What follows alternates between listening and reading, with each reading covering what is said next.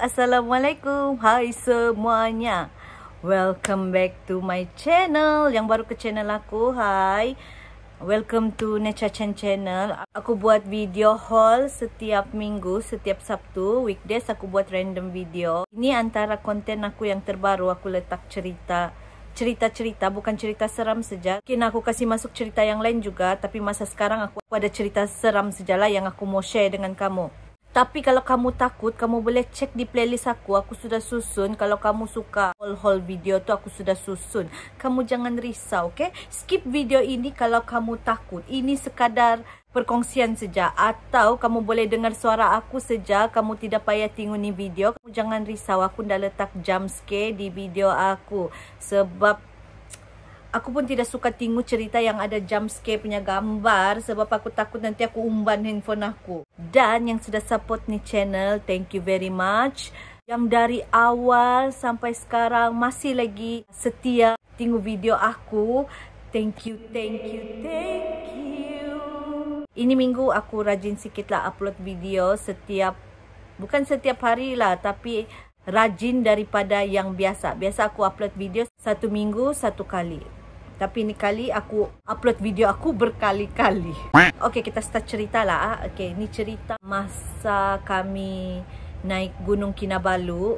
Ya, kalau kamu yang sudah pernah naik Gunung Kinabalu, boleh komen di bawah. Ya, aku pun pernah naik. Begitu. Ataupun kamu ada plan, jangan ditunggu-tunggu habis PKP. Kalau ada berkesempatan naik, kamu mesti naik. Memang cantik view dia di sana. Sekurang-kurangnya kamu try lah naik 1 kali. Cerita ni pengalaman kawan aku, tapi yang masa kami naik ni memang kami sama-sama lah. Cuma dia lambat sikit di Laban Rata, tempat yang kami stay ni. Sebelum tu aku mau kasih kamu, mungkin ada part-part yang aku lupa sebab cerita ni tahun 2015 ke 2016, 14. Nanti aku letak di sini tahun berapa yang kami naik. Beberapa bulan kemudian tu ada earthquake lah. Kalau kamu tahu kan di Sabah ni ada kes dulu, ada gempa bumi di Gunung Kinabalu. Ya, memang terasa gegaran dia. Aku sampai terbangun dari tidur, semua alam kereta berbunyi. Memang bikin takut. Aku fikir kiamat sudah masa tu.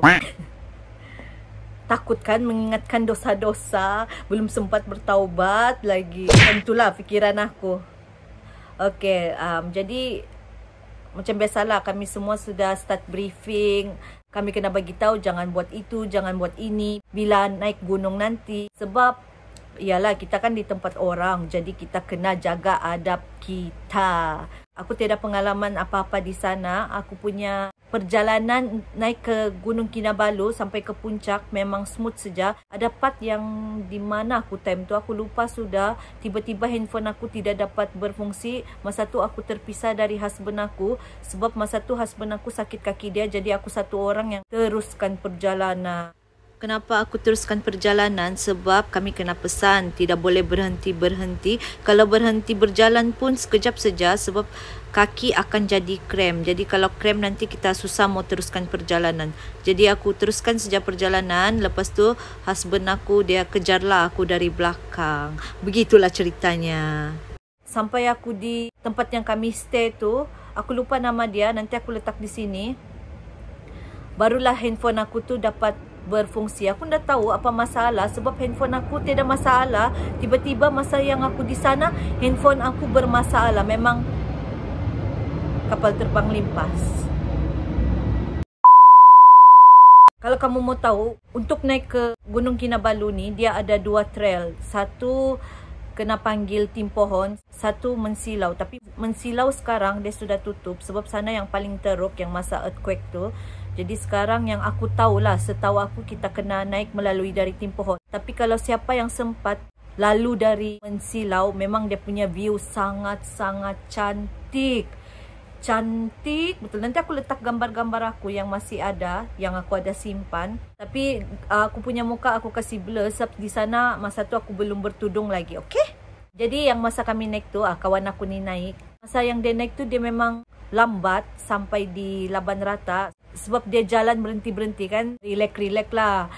tengok pemandangan-pemandangan. Sebab memang betul-betul cantik di sana. Jadi ada satu part tu dia kan sudah kena bagi tahu jangan kacau-kacau barang-barang di sana. Maksudnya jangan kacau-kacau atau petik-petik daun di sana. Jangan. Jaga adab kita lah macam gitu. Tapi dia ni keras kepala. Lagipun kawan aku ni memang pemberani. Tapi masa yang dia petik daun tu sebab dia nampak ada satu guide budak dia pergi petik daun di sana. Lepas tu dia korek-korek gigi dia.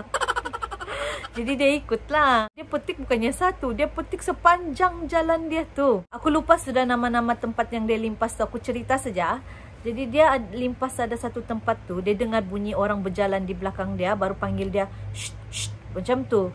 Lepas tu dia pusing belakang. Bila dia pusing belakang, dia tidak nampak siapa-siapa. Tapi di masa tu dia tidak perasaan apa-apa. Jadi dia jalan saja. Dia jalan lagi. Lepas tu dia dengar lagi bunyi. Yang ini masa ni kawan aku satu orang lah. Yang kami semua sudah di depan. Dia dengar lagi orang panggil. Shh, shh. Terus dia pusing lagi. Dia tidak nampak apa-apa. Lepas tu kawan aku ni cakap lah. Dalam hati dia. Dia bilang kalau kali ketiga lagi kena buat ni. Aku reverse ni. Maksudnya dia mau undur lah. Macam begitu. Dia mau tengok siapa tu orang. Jadi kali ketiga tu. Betul-betul ada bunyi yang. Shh, shh. Jadi terus dia undur. Dia undur. Dia undur. Dia undur. Terus dia nampak di sebalik pokok tu dari tepi dia. Dia nampak ada perempuan berdiri di sana. Pakai shawl merah. Aduh, kembang pula bulu aku cerita ni. Tidak berhenti-berhenti kembang bulu aku. Okay, serius aku kembang bulu. Jadi dia nampak perempuan yang pakai shawl merah tu. Tengok dia. Dia fikir orang biasa. Sebab dia tidak perasaan apa-apa masa tu. Tu perempuan, dia macam berkemban. Muka dia macam orang putih. Rambut dia kel-kel. Bulu roma aku kembang lagi. Lepas tu, dia tengok macam begini. Oh, ada orang pula. Dia cakap macam begitu. Beraninya kawan aku ni. Siapalah mau berkemban di sana. Kan sejuk betul di sana kalau kamu mau tahu. Oh, dia bilang ada orang pula. Jadi dia jalan lah. Dia jalan lagi. Dia nampak balik tu perempuan. Laju juga ni perempuan berjalan. Sebab dia baru saja nampak tu perempuan kan. Dia nampak lagi di depan. Lepas tu yang bahagian di tepi-tepi tu kan. Dia memang macam ada gaung bah. Dia macam jalan tu kecil begini. Jadi di tepi-tepi tu kan memang ada gaung. Lepas tu kan dia terfikirlah. Dia bilang kenapa perempuan ni laju betul berjalan.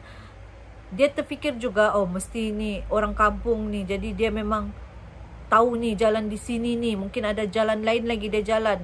Kawan aku punya dalam fikiran. Jadi dia jalan lagi. Dia tidak peduli lah. Lepas tu dia dengar. Shh, shh, shh. Dia tidak peduli. Sudahlah dia jalan saja. Biasanya kalau orang sampai di tempat stay tu. Tempat tidur tu. Biasanya dalam jam 6.30 begitu standard lah orang sampai. Tapi dia ni sampai maghrib dia belum lagi sampai. Dia masih lagi di bawah lah. Tiba-tiba ada orang lari dari belakang pergi tempat dia. Terus yang orang tu dia pergi jumpa kawan aku ni lah. Budak Cina ni. Dia cakap dia penatkan. Dia bilang tunggu.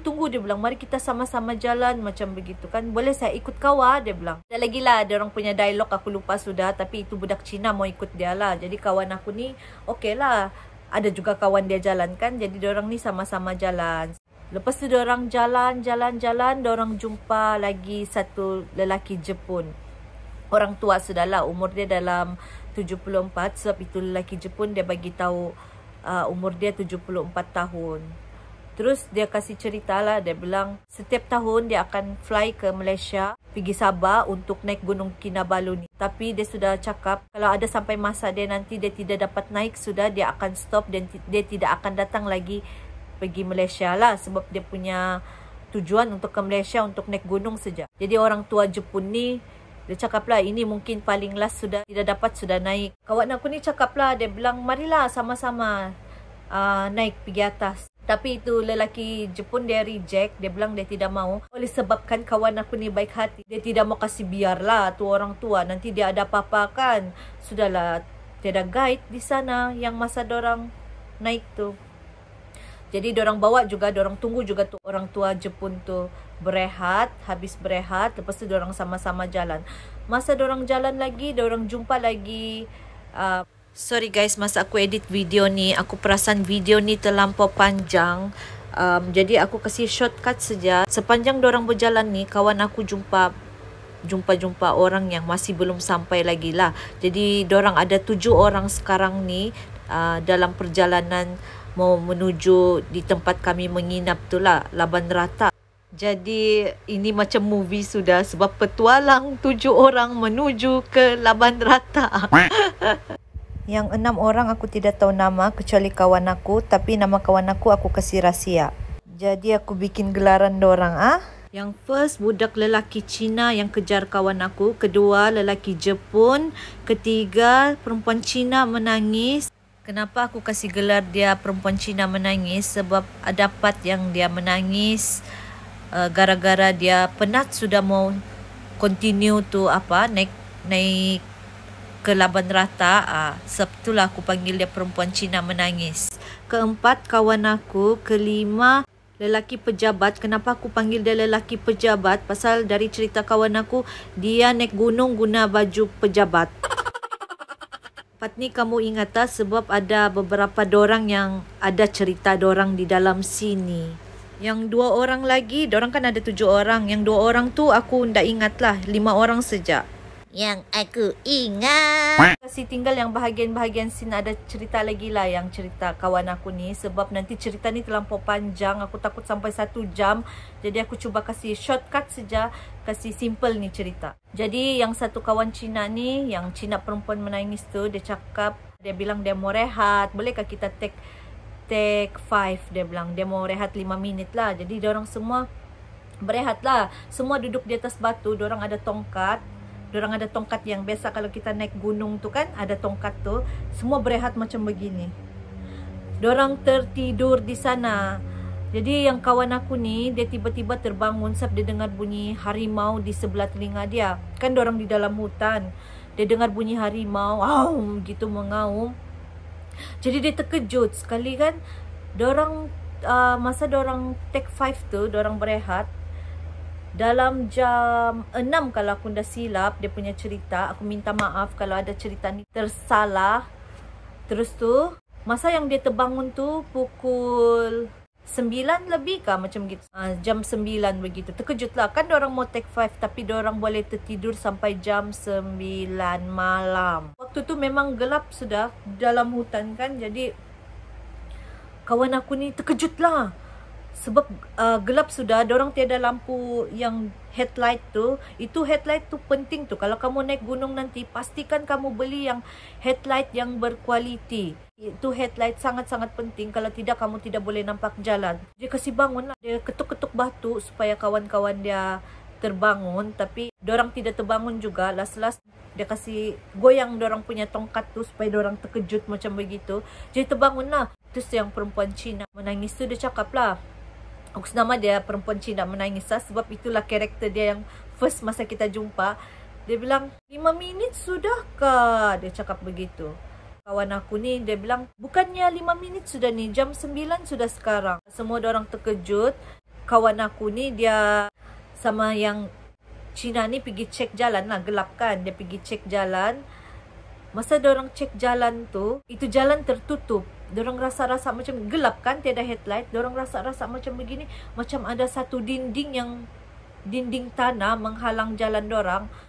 First tu yang Cina tu yang pergi cek. Dia cek kan, jalan tu macam tiada. Lepas tu dia pergi lagi satu jalan. Dia cek, sama juga, jalan tu tertutup. Terus dia pergilah tempat kawan aku ni, yang lelaki Cina, first kawan aku jumpa tu kan. Tiada jalan, macam mana ni ya? Terus kawan aku ni tidak puas hati.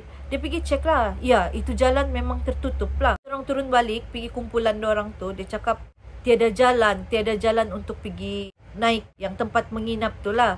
Jadi semua ni macam panik juga. Bising-bising lah. Ya macam mana ni, macam mana. Malam sudah kan. Diorang bising-bising di sana. Tiba-tiba ada bunyi loceng. Bunyi loceng yang macam bunyi aiskrim tu. Jadi yang Chinese ni diorang terdiam lah. Sebab kalau ikut diorang punya kepercayaan, kalau ada bunyi loceng tu bunyi hantu. Terus diorang terdiam. Dari diorang yang bising-bising tu diorang terdiam. Kawan aku ni kan dah faham kenapa diorang diam. Dia bilang, kenapa? Kenapa? Dia bilang, kawan aku. Tiada, dia bilang. Nantilah, dia bilang tu yang Cina tu kan. Diorang tidak mau cerita. Tiba-tiba ada panggilan masuk. Baru diorang teringat. Kenapa diorang dari tadi tidak guna handphone. Diorang langsung tidak terfikir. Rupanya di sana tu ada line. Kena kasih tahulah, dia bilang. Kamu di mana sudah? Terus dia bilang yang budak Cina tu. Dia bilang tidak jalan, tidak jalan di sini. Orang call dia tu yang tukang jaga kami. Masa trip pergi sana lah. Terus dia cakap mustahil tiada jalan. Setiap trail ada satu saja tu jalan. Diorang tidak akan buat dua jalan sebab nanti orang akan tersesat. Dia cakap begitu. Betul, dia bilang tiada jalan. Jadi diorang try lagi lah. Diorang try lagi pergi sana. Iya. Diorang jalan tempat yang sama. Tapi tiba-tiba jalan tu ada. Okay? Berjalan. Tapi kan yang heran dia, diorang masih di tempat yang sama. Diorang macam yang, kenapa ni tidak pandai sampai-sampai. Kena-kena lagi diorang tiada headlight, gelap lagi. Diorang langsung tidak nampak apa-apa. Semua sekitar diorang gelap, diorang pun heran. Tiba-tiba ada guide turun cari diorang. Dia bilang tu guide, sini pula kamu. Terus tu yang kawan aku cakap, jauh lagi kah? Dia tanya begitulah. Dia bilang tidak jauh sudahlah. Nampak tu, dia bilang ada lampu di sana, di situlah tempat stay. Dia cakap macam gitu. Lebih kurang lah begitu. Aku lupa sudah dialog diorang macam mana. Sebab cerita ni terlampau panjang. Terus tu diorang semua terkejut. Sebab kan dari tadi diorang berjalan memang gelap. Tiada lampu apa-apa diorang nampak. Lepas saja guide tu bagi tahu tu tempat menginap, baru diorang boleh nampak. Tahu dalam 10 minit diorang boleh sampai di tempat menginap tu lah. Begitulah pengalaman kawan aku. Masa kawan aku cerita ni memang seram. Dia punya perasaan tu balik-balik naik. Sebab ini cerita betul kan.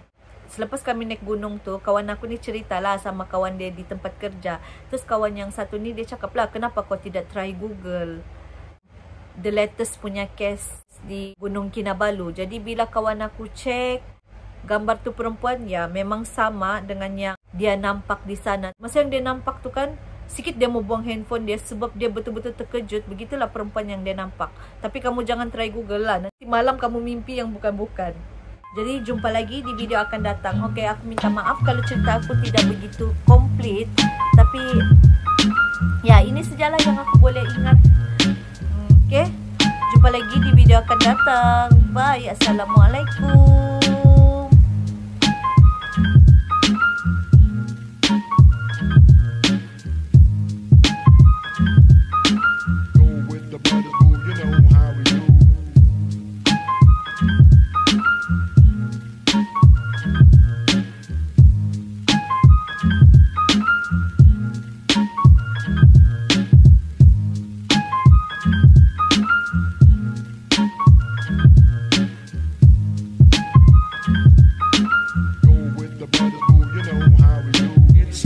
For me to say